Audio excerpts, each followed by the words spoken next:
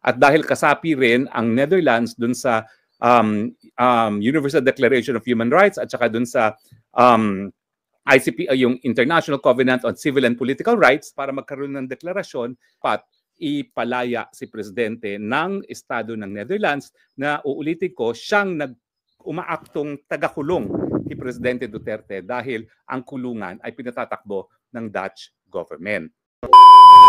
Isang broadcast natin na ang nangyari kay Presidente ay arbitrary detention dahil ito ay gawain ng taong gobyerno na pilit na sinupi lang kalayaan ni Presidente Duterte at yung panunupil na yan ay illegal, no? Dahil nga yung warrant of arrest ng ICC ay hindi naman nasilbi sa kanya sang-ayon mismo doon sa tratado na bumuo ng ICC. No, so ang ating assertion ay yung pagkakakulong niya sa kanya sa ICC ay arbitrary detention din, no? Dahil bagamat hindi sila taong gobyerno ng Pilipinas, sila ay tao ng ICC. At ang ICC, sinasabi nila na may legal na basihan na kinu-question naman natin. So tingin ko nga, kapag matapos mapasok ang ebidensya na talagang merong arbitrary detention na nangyari laban kay Presidente at ang mga mahistrado ay hindi pa rin pinalaya ang ating Presidente, pati sila mananagot sa arbitrary detention, no? Sa batas ng Pilipinas. Ibang usapan yun kung makukuha natin pagkatao nila, no? Pero kung kinuha nila ang pagkatao ni Presidente sa pamamagitan ng kidnapping, yan nga yung dahilan kung bakit meron tayong kasabihan na do not come to court with unclean hands. Kasi when you come to court with unclean hands, pwede kang bawian, no? Pwede sila mismong kidnapin at dalhin sa Pilipinas at hindi sila pwede umangal dahil ganyan nga ang ginawa kay dating Presidente Rodrigo Roa Duterte, no? Pero ang tanong ngayon, ang Presidente ay nakakulong sa Netherlands. Ang tanong, may pananagutan ba ang Netherlands? Kung sa talagang matapos ma-offer ang evidence na kinidnap ang ating Presidente, ay hindi pa rin palayain si dating Presidente Rodrigo Roa Duterte ng ICC. Well, ang sagot po dyan sa international law, meron po. Dahil ang basic principle sa international law, ang bansa na pumayag na gamitin ang teritoryo niya sa isang pamamaraan na nakakadanyo sa iba ay meron pananagutan sa international law. Sa Ingles, a state that allows its territory to be used in a manner injurious to another shall be responsible for the latter for an internationally wrongful act. Bakit po nagkakaroon ng pananagutan ang Netherlands? Kasi kung alam na niya na talagang naging biktima ng krimen ang ating dating Presidente na naging dahilan sa kanyang pagkakakulong sa ICC at wala siyang ginawa, well, masasabi na rin natin na ang Netherlands, dahil ang kulungan ay pinatatakbo ng gobyerno ng Netherlands para sa ICC, ay siya mismo may pananagutan din sa ilalim ng international law, no? Hindi naman siya po pwedeng magbulag-bulagan at bingi-bingihan dahil pag na-offer na ang evidence sa ICC, that's a matter of public record, no? At saka sa ngayon nga lang, ang aking assertion is, kung ako'y susulat sa Dutch government at pinakita ko yung mga videos sa mga pangyayari, talagang makikita nila na illegal yung pagkakahuli kay dating Presidente Rodrigo Roa Duterte. At matapos silang mapagbigyan alam na talagang sa pamamagitan ng kidnapping, ang sabi nga ni VP Sara, international extraordinary rendition, ang pamamaraan para makuha ang pagkatao ni Presidente Duterte at hindi nila linabas sa kulungan ang ating dating Presidente, sila mismo ay merong pananagutan. Now, ang tanong, saan ka po pwede pumunta para mapanagot ang Netherlands? Well, depende yan kung sino ang magrereklamo. Kung si Presidente Duterte mismo ang magrereklamo, ang tingin ko ang pinaka-epektibong korte na pupuntahan niya ay yung European Court of Human Rights. Kasi kabahagi ang Netherlands doon sa European Treaty on Human Rights at talaga namang nakasaad din dyan sa kanilang tratado yung karapatan ng lahat ng tao na nasa teritoryo ng European Union, hindi lang mga Europeans mismo, lahat ng tao na narito sa Europa ay merong karapatan to due process, no? At ang due process naman ay kapareho ng due process na nakasaad sa ating saligang batas, no? No person shall be deprived of liberty without due process of law. At dahil nga kinidnap siya, pinagkaitan siya ng due process, no? Now, ang maganda dito sa European Court of Human Rights, ang desisyon ng European Court of Human Rights ay enforceable against a European member. So hindi siya Pyrrhic victory. Ang isa kasing forum na pwede rin puntahan ni dating Presidente Rodrigo Roa Duterte ay ang UN Committee on Human Rights. Napakadami na po namin kasong naisampa dyan na nanalo kami, nagkakaroon ng deklarasyon na yung ginawa ng Pilipinas gaya ng criminal libel na nagpapataw ng parusa ay labag sa karapatan ng malayang pananalita. Ang problema, parang inutil naman yung decision ng Human Rights Committee kasi pag inignore ng bansa, wala ka na magawa. Hindi gaya ng European Court of Human Rights na pwede mong ma-enforce laban sa Estado. Now, ang isa pang kumbaga balakid diyan sa remedyong yan ay kinakailangan mag-exhaust ka muna ng domestic remedies, no? Siyempre, dito sa ICC, kinakailangan mapresenta muna yung ebidensya na talagang kinidnap siya at magkaroon ng desisyon ang ICC na main pa. Malay namin, pakialam namin paano nakuha ang taong yan. Basta importante, mabigyan siya ng fair trial. At yan ang tingin ko magiging desisyon ng korte ng ICC. Sinabi yan ni dating ICC Judge Raul Pangalangan at yan talaga ang desisyon ng hukuman. Now, sa tingin ko mali yan, no? Dahil meron namang isang at least domestic constitutional court, ang Constitutional Court of South Africa, na sa tingin ko ay mas angkop sa prevailing, no, norms of human rights law na hindi mo naman po pwede ituwid ang pagkakamali sa pamamagitan ng isa na namang maling pamamaraan. At ang sabi nga ng Constitutional Court of South Africa, no, na kapag ang pamamaraan ng pagkuha sa pagkatao ng akusado ay illegal, kinakailangan mawalan din ng jurisdiction ang hukuman. Now, dito sa ICC, wala pang desisyon talaga na nagsasabi na kapag illegal ang pamamaraan ng pag-aresto ay mawawalan ng jurisdiction ang hukuman. Pero may mga kaso na nagsabi na po pwedeng mangyari yan, and I quote, where the administration of justice is seriously compromised. Yan po yung desisyon sa kaso ng prosecutor versus Lumbanga, no? Tapos ang sinasabi doon, meron pong abuse of process kapag ang prosecutorial or state conduct shocks the conscience of the court, interferes with the accusability to conduct a defense, or undermines judicial integrity. So ang issue dyan ay yung pamamaraan ba na talagang hindi man lang pinaalam sa kanyang karapatan niya, hindi siya hinarap sa lokal na hukuman, ito ba ay shocking to the court na po pwedeng mawalan ng jurisdiction ng hukuman. Now, meron pang isang decision din, bagamat ito naman ay sa ibang kaso, prosecutor versus Katanga and Nujodlo, which is also an ICC, no? Bagamat sinasabi nila na ang maling pamamaraan para nahuli ang akusado per se ay hindi yung resulta sa kawalan ng jurisdiction, po pwedeng mangyari yan, and I quote, if they rise to a level that impairs fair trial or judicial integrity. So kapag talagang matindi yung paglabag sa karapatan ng tao, po pwede naman talagang mawalan ng jurisdiction ang hukuman. So sa akin, sa tingin ko, bago makaakto ang kaparehong Committee on Human Rights at saka ang European Court of Human Rights, kinakailangan mag-decision muna ang ICC. Kapag dininay ng ICC na yung kidnapping ay hindi sapat na basihan para mawalan siya ng jurisdiction, po pwede mo ngayon i-challenge yan na. Pero kinakailangan mag-challenge ka muna sa domestic court ng Netherlands.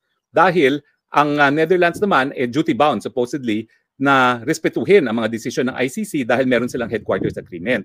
Pero kung sasabihin natin na yung desisyon ng ICC ay labag sa karapatang pantao na nakasaad sa European Court of Human Rights at dahil ang naghahawak sa pagkatao ng presidente ay ang gobyerno ng Netherlands at pinagbigay na sa Netherlands ang mga facts na sabi ng hukuman ay hindi sapat na basehan para mawalan sila ng jurisdiction, yan, po pwede na si Presidente Duterte mismo ang maghain ng complaint laban sa Netherlands mismo, hindi sa ICC itself, dahil ang Netherlands naman dapat, kung kahit ano pang usapan nila sa ICC sa headquarters agreement, kung meron talagang mga patunay na nalabag ang karapatang pantao ni Presidente Duterte, at napakadami naman nating video kung paano si Torre at lahat ng kanyang mga kakuntsaba ay isinakay na sa pilitan sa isang private plane ng presidente, ay kidnapping, yan po ay dahilan para umakto ang Netherlands na pawalan ang Presidente Duterte. Kasi uulitin ko, yung kulungan naman kung nasaan ngayon ang ating presidente ay pinapatakbo pa rin ng gobyerno ng Netherlands.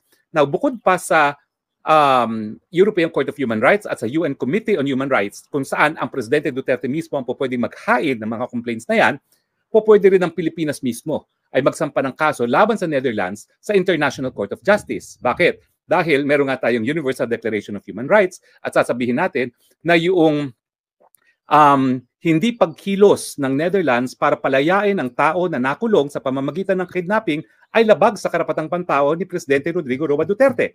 At dahil kasapi rin ang Netherlands dun sa Universal Declaration of Human Rights at saka dun sa ICP, yung International Covenant on Civil and Political Rights, yan ay isang paglabag doon sa mga tratado na ito, dahilan para magkaroon ng deklarasyon na dapat ipalaya si Presidente ng Estado ng Netherlands na uulitin ko, siyang umaaktong tagakulong ni Presidente Duterte dahil ang kulungan ay pinatatakbo ng Dutch government. Now, of course, hindi mangyayari ito habang nandyan ang Marcos Jr. administration dahil Marcos Jr. nga gustong-gusto niyang nakakulong ang Presidente Duterte sa dahig dahil yan ay pamamaraan para mawala na yung tinik sa kanila. No? Ang natitira na lang tinik sa kanilang isipan ay si VP Sara at kaya nga seryoso sila na tatanggalin nila bilang presidente para wala nang balakid para si Lisa Araneta Marcos o si Tambaluslos o si Sandro Marcos in a few years, siyang magpatuloy ng Marcos Forever government. No? So, meron talagang remedyo, pero kinakailangan either si Presidente mismo ang magsampa ng reklamo sa Committee on Human Rights ng UN or sa European Court of Human Rights or ang gobyerno ng Pilipinas mismo ay ang magsasampa ng kaso sa International Court of Justice. Alam mo, hindi imposible yan. Kasi kapag nagkaroon ng people power at legal naman ang people power, kinikilala sa ating saligang batas, no? Talaga naman pong pwedeng si VP Sara na maging presidente. At kapag si VP Sara ng presidente, bakit hindi naman niya kukwestiyonin yung pamamaraan kung paano nakuhang pagkatao ng tatay niya on the assumption na on the existing jurisprudence, main pa nga ang sasabihin ng hukuman. Ang importante, mabigyan siya daw ng fair and impartial trial na sa tingin ko ay mali. Well, alam niyo po, si Judge Pangalangan is really my mentor in international law.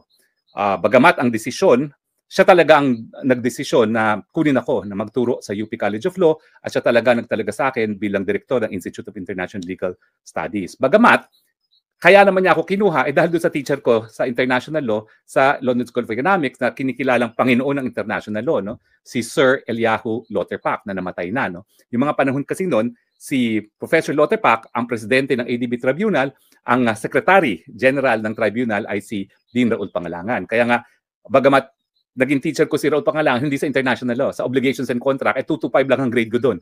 Talaga namang hindi ko makakalimutan yung grade ko doon sa 225 na yan, no, sa obligations and contract, kasi 5 units yan.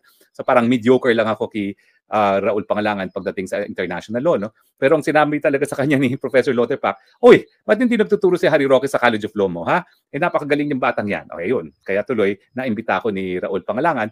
Tingin ko naman, dahil naniwala siya doon sa assessment ni Sir Eliyahu Lauterbach, no? Pero yung sinabi talaga ni Judge Pangalangan, former Judge Pangalangan ng ICC, ay talagang sa ICC, baliwala yung pamamaraan na nakuha yung pagkatao ng ICC. Sa akin naman, hindi ibig sabihin na palibasa ganyan ngayon ang desisyon ng korte na baliwalain ang pamamaraan dahil ang pamamaraan ay mali, hindi dapat tanggapin. Kaya naman ako talaga, kung ako ang abogado, paglalaban ko pa rin yan dahil kinakailangan ma-overturn o mabago yung desisyon ng hukuman na baliwala yung illegality ng pagkakakuha ng pagkatao ng isang akusado. So, malinaw po, no? Maraming remedies si Presidente Duterte, hindi lang sa ICC. Ang number one remedy syempre sa ICC, na dahil sa illegal na aresto, dapat talaga ma-dismiss ang kaso laban sa kanya. Pangalawa, sa international law, bilang isang mamamayan ng mundo, pwede siyang pumunta sa UN Committee on Human Rights, pero walang pangil yan. Ang merong pangil ay yung European Court of Human Rights dahil bagamat hindi siya European, siya ngayon ay nakadetene dito sa Europe. At pangatlo, yung Pilipinas can espouse or sponsor yung claim ng kanyang mamamayan na si dating Presidente Rodrigo Roa Duterte para nga sabihin na yung patuloy na pagkakakulong sa Netherlands ay isang paglabag mismo ng Netherlands sa karapatang pantao ni Presidente Duterte. No? Pero mangyayari lang yan kapag si Inday Sara Duterte na ang presidente. Okay. Now, napabalita rin na merong executive order si President Trump na nagsasabi na yung ICC prosecutor at lahat ng nagtulungan para kasuhan ang mga alyado ng Amerika gaya ni Netanyahu will be subject to sanctions. Ano yung sanctions na yan? Freezing of assets at saka hindi pagbibigyan ng mga visa para hindi sila makarating sa Amerika. Now, masakit po yan kasi yung freezing of assets, napakalawak po ng kapangyarihan ng Amerika dahil sila nagkokontrol ng SWIFT account. Yung SWIFT account po niyan, yan yung pamamaraan para maglipat ng pera. No? At kapag yan ay subject ka to freeze, talagang lahat ng pera na papasok sa account mo, mafi-freeze. No? At syempre, masakit din na hindi sila makakapasok sa Amerika as a matter of privilege. No? Now, ang tanong, kasama ba si Presidente Duterte dun sa sakop ng executive order na lahat yung nakipagtulungan para maaresto ang mga kaalyado ng Amerika gaya ng Israel ay sakop ng executive order. Now, tinanong yan kahapon ni Senator Marcos sa kanyang hearing at ang sagot ko, pwede. Bakit? Bagamat dun mismo sa EO, ang nabanggit ay si Netanyahu at Israel, nakasaad naman dun, lahat ng nakipagtulungan para kasuhan ang mga alyado ng Amerika gaya ng Israel. So hindi siya exhaustive. Kasi kung ang intensyon ay sakop lamang ang Israel, dapat ang sinulat doon is lahat ng nakipagtulungan sa pag-i-issue ng warrant of arrest laban sa mga opisyalis ng Israel. Pero ang sabi doon, lahat ng nakipagtulungan para makasuhan ang mga alyado ng Amerika gaya ng Israel, hindi siya exhaustive. Pwedeng kasama ang Pilipinas. Tinuturing ba ni President Trump si Presidente Duterte, bagamat siya ay talagang very vocal, no, na talagang siya ay para sa Pilipinas at hindi sa para kahit kaninong banyaga, na kaalyado? Well, ako po, testigo ako. Dahil ilang beses ko nakita na nag-usap ang Presidente Duterte nung siya ay nasa opisina at si Presidente Trump. At itong nangyari dun sa ASEAN Summit kung saan dumalo si President Trump. At ang aking obserbasyon noon hanggang ngayon ay parang BFF silang dalawa. Pinupuri pa nga ni Trump yung kanyang war on drugs at sinasabi niya na sa kanyang pangalawang termino, magkakaroon siya ng sariling war on drugs. At syempre alam natin yung war on drugs ngayon ang basihan kung bakit linilitis ang Presidente for Crimes Against Humanity dito sa ICC. So sa tingin ko, hindi lang kaalyado ng Amerika ang Pilipinas at talaga namang tayo ay non-NATO ally ng Amerika, kaya nga nandiyan ang mga base militar nila, no? Ayaw man natin na gustuhin. Pero close personal friend pa siya ni Presidente Duterte. So anong gagawin ko ngayon? Susulat ako sa State Department. Lahat yung mga nagsampa ng kaso, lahat yung nagbuyo, nadampahan ng kaso, yung Leila de Lima na yan, lahat yung mga nakipagtulungan para arestuhan si Presidente, dapat huwag sila mabigyan ng visa at lahat ng assets sila sa Amerika ma-freeze. Dahil yung lalo na yung mga miyembro ng gobyerno ni Marcos ngayon, lahat yan maraming tagong yaman sa Amerika. Ma-freeze lahat ng kanilang mga malamansyon, mga bayan at mga bahay at yung kanilang mga dollar deposits, ma-freeze lahat yan sa Amerika.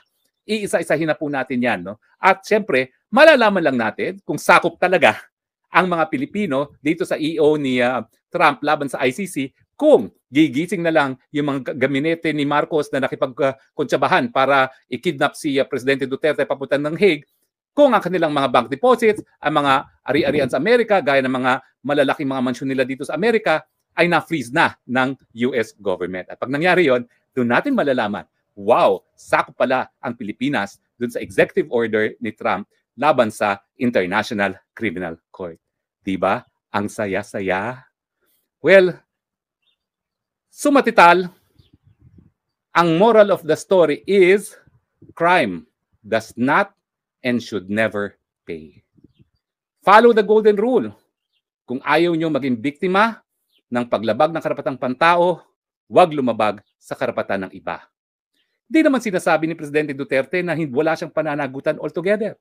Ang sinasabi lang niya, lahat ng gustong magdemanda sa kanya, di umano dahil sa paglabag sa karapatang pantao, gawin nyo yan sa Pilipinas dahil malayang bansa ang Pilipinas, soberenyong bansa at Pilipinas, at hindi kinakailangang mga dayuhang maghusga dahil sa Rome Statute mismo, no, ang mga dayuhan dapat lamang maghusga kung ang lokal na hukuman ay hindi makapagbigay ng katarungan na hindi naman po nangyayari sa Pilipinas. Bukas po ating mga hukuman, dyan po dapat sinampa ng mga nagrereklamo ang kanilang kaso sa laban kay Presidente Duterte.